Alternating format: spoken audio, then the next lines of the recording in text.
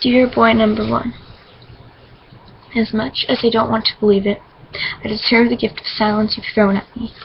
I opened it with understanding but little acceptance. I deserve the emanating hatred you feel for me, and that's what makes it so difficult. And I'm so sorry, but I miss you.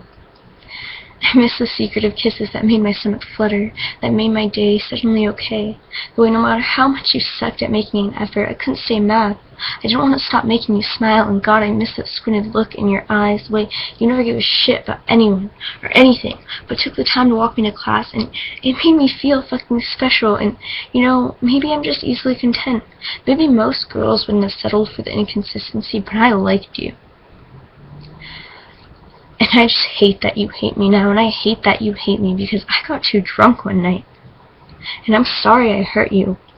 I lost 2 best friends because of my actions so many months ago, and it digs into me like a worn-out blade made of unaccepted apologies, and I wish I didn't, but I did. And if that isn't torture enough, then maybe the fact that every day for weeks my pillow muffled my screams to let out the disgust and guilt in myself that was filling to the brim and leaking out the scars I wish I never told you about.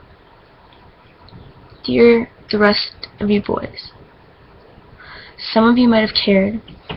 Some of you definitely pretended to, and that's nothing less than predictable, given the fact you are teenage boys, but I'll never forget the way it felt when I reached out, my lonely, longing hands, and welcoming the vulnerability in my palms, you grasped them. Just long enough for me to feel safe and secure, then you let the floor crumble underneath me, and didn't even bother to keep me from slipping away. The intertwinement of our fingers was a lie. My bones echoed with abandonment. I never thought I would have to hide my raw body in tangled foreign sheets, and learn to not expect it would have made a difference, and learn to not expect it meant anything. And it's you boys that taught me to set my expectations so low, and I hate you for that.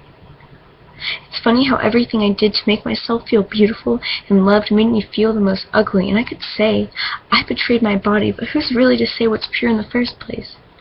I don't regret what I've done, I just regret letting it hurt me so much.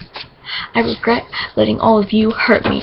Some of you break me down more than once because I was in denial that it was me you wanted, blinded by the fact that for what I thought was love, and I regret asking myself every day in front of the mirror, what can I do to make myself beautiful enough for their eyes? And I was ignorant. I was ignorant to the fact if you boys couldn't love me for more than a night, then it wasn't beauty I lacked, but the voice I should have used to tell you I'm not an object. Dear future boys, I know I'm bruised like that one unappealing apple in the giant basket at a grocery store, and I know I may not have come from the most nourishing apple tree, and I know you may notice the neglect on my skin, and it may draw you away, but that doesn't mean I can't be sweet.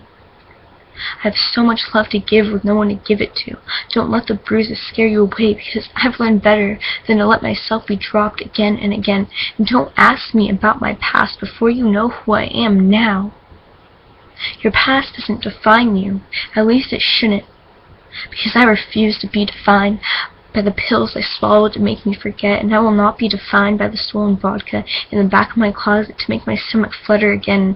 I am not the cigarettes I smoked on my side yard night after night, conversing with the stars that helped me feel less alone, and I am not an object at your disposal that you can pick up whenever it's convenient for you, and I will not be defined by the fact it took me so long to understand that.